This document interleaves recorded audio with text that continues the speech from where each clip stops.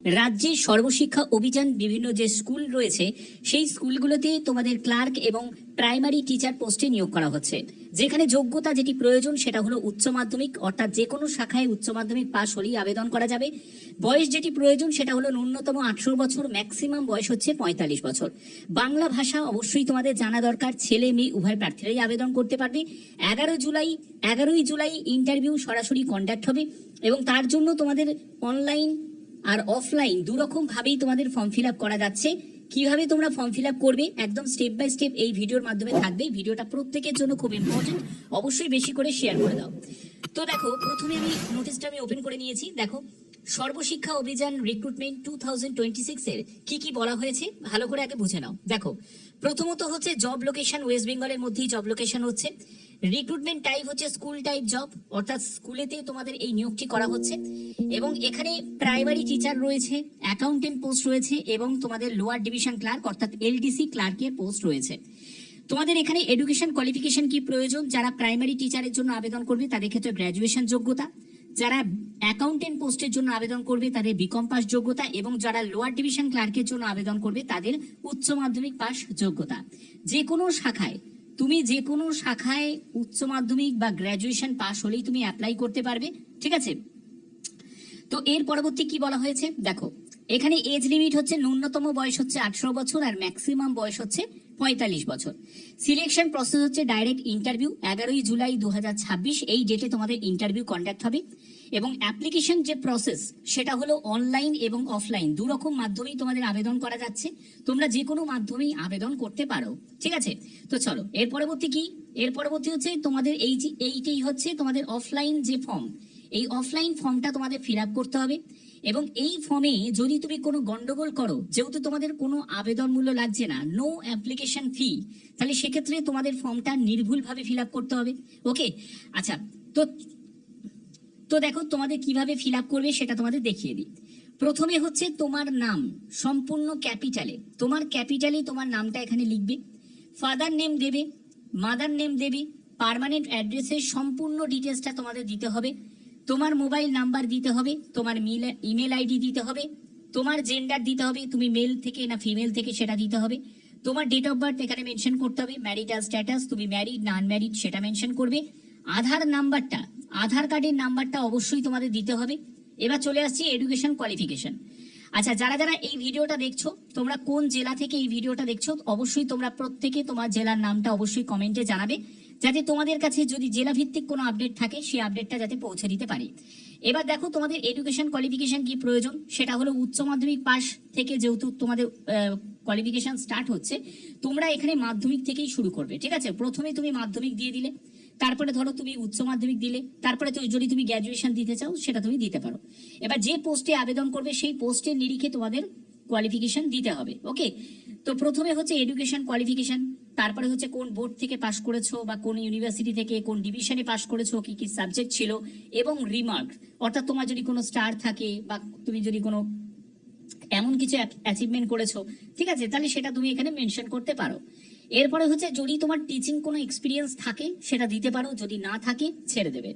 এর পরবর্তী হচ্ছে যে তোমাদের প্রফিসিয়েন্সি ইন কম্পিউটার, যদি তোমার কম্পিউটারে কোনো বেসিক জ্ঞান থাকে, BCK বেসিক কোনো জ্ঞান থাকে সেটা কিন্তু মেনশন করতে পারো। তুমি কি কোর্স করেছো, কি ল্যাঙ্গুয়েজ ছিল, তারপরে কোনো এক্সপিরিয়েন্স যদি থাকে সেটা মেনশন করতে পারো। যদি এগুলো না থাকে তাহলে এগুলো ছেড়ে দেবে, কোনো প্রবলেম কিছু হবে না।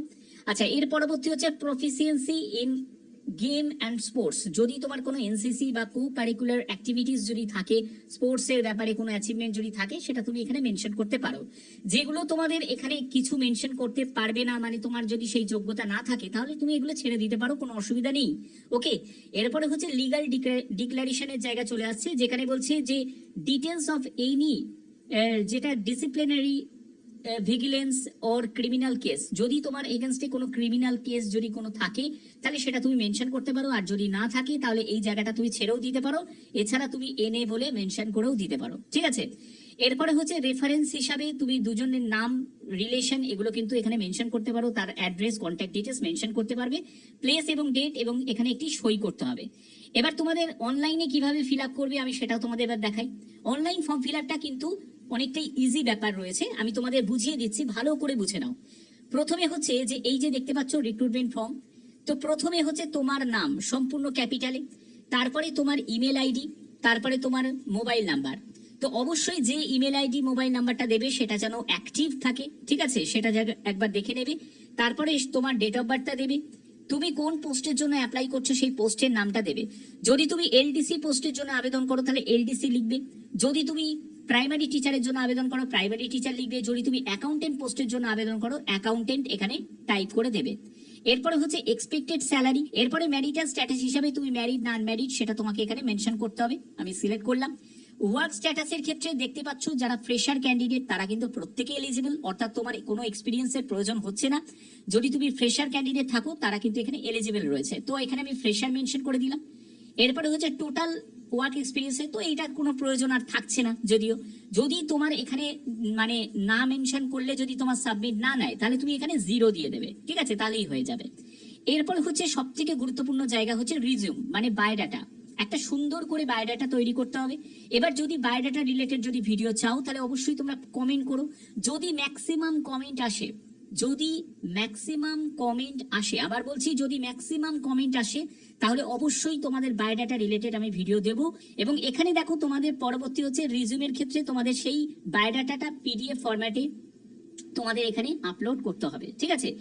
এবার তোমরা প্রত্যেকে যেটা মেনশন করবে, তোমরা তোমাদের জেলার নামটা মেনশন করবে, তোমরা অবশ্যই তোমরা কোন জেলা থেকেই দেখছো তোমার জেলার নাম, এবং বায়োডাটা রিলেটেড ভিডিও চাও তাহলে সেটাও কিন্তু তোমরা মেনশন করবে। অবশ্যই তোমাদের প্রত্যেককে কিন্তু কমেন্ট করবে, কমেন্ট করলে তাহলে তোমাদের আলাদা করে সেই রিলেটেড ভিডিও আমি প্রোভাইড করব।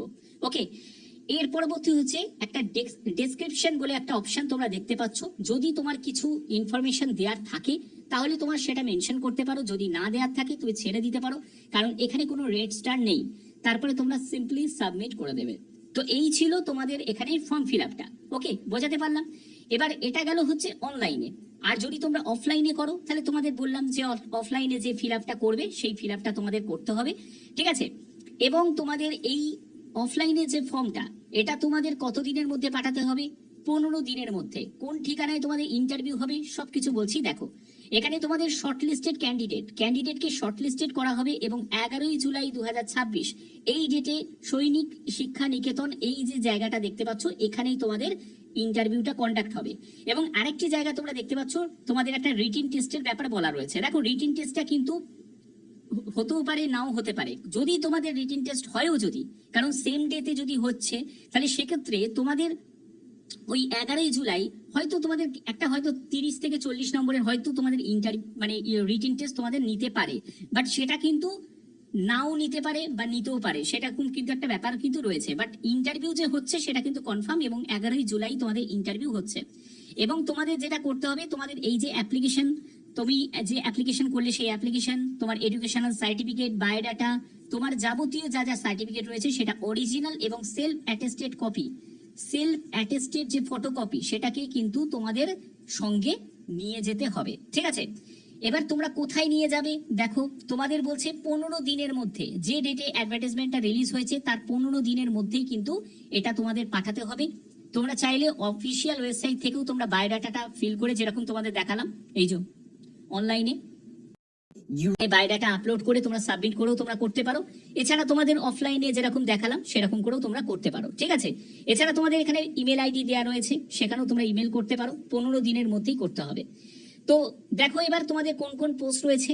প্রথমে হচ্ছে লোয়ার ডিভিশন ক্লার্ক, এবং এই লোয়ার ডিভিশন ক্লার্কের জন্য তোমাদের উচ্চ মাধ্যমিক পাস যোগ্যতা প্রয়োজন এবং কম্পিউটারে বেসিক তোমাদের নলেজ থাকতে হবে।